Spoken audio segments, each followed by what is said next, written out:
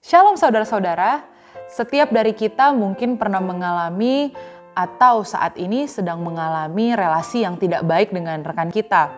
Mungkin kita disakiti, kita dibuat kesal dan lain sebagainya. Sampai-sampai kita tidak mau melihat muka orang itu dan kita tidak mau berurusan dengan orang itu.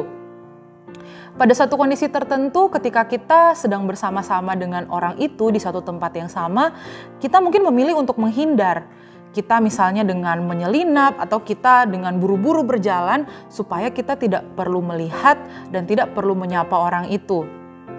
Namun pada sisi yang lain mungkin kita ingin sekali berbicara, kita ingin sekali menegur orang itu supaya dia sadar akan perbuatannya. Tetapi kita memilih untuk menghindar dan kita menjadikan orang itu musuh. Saudara-saudara, kondisi yang sama juga terjadi antara orang Yahudi dan orang Samaria.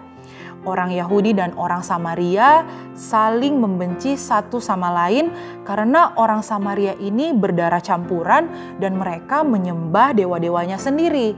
Jadi di mata orang Yahudi, mereka telah merusak garis keturunan dan iman orang Yahudi dengan mendirikan agama mereka sendiri di Gunung Gerizim. Betapa bencinya orang Yahudi kepada orang Samaria sampai-sampai mereka rela menempuh rute yang lebih jauh demi mereka tidak perlu melewati wilayah Samaria. Kata-kata terakhir yang diberitakan Tuhan Yesus kepada para murid sebelum ia terangkat ke sorga adalah perintah supaya mereka mengikuti teladannya yang kita bisa lihat di dalam Kisah Para Rasul pasal 1 ayatnya yang ke-8 yang berkata demikian.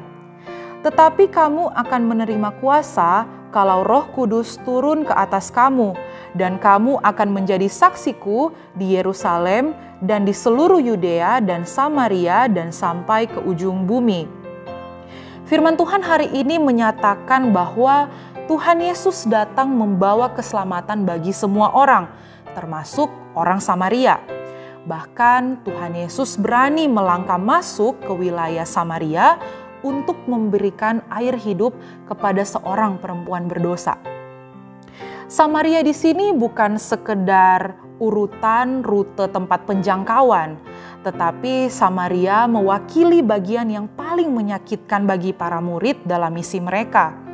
Mereka harus menanggalkan prasangka buruk, rasa kesal mereka yang sudah mereka miliki seumur hidup, guna untuk mengasihi orang-orang yang tidak mereka sukai. Saudara-saudara yang terkasih, mari sama-sama kita renungkan. Bagaimana kita dapat menunjukkan kasih kepada orang-orang yang tidak kita sukai? Apakah kita akan berjuang atau kita memilih untuk menyerah dan menghindar? Mari kita berdoa. Bapa di surga, Bapa yang penuh kasih, tolong kami ya Tuhan, manusia yang lemah, yang penuh dengan keterbatasan, untuk kami boleh mengasihi orang-orang di sekitar kami, terlebih orang-orang yang mungkin membuat kami kesal, membuat kami sakit hati, membuat kami tidak bersuka cita. Biarlah kasih-Mu memenuhi hati dan pikiran kami untuk kami boleh mampu mengasihi mereka. Di dalam nama Tuhan Yesus kami berdoa. Amin. Tuhan memberkati kita semua.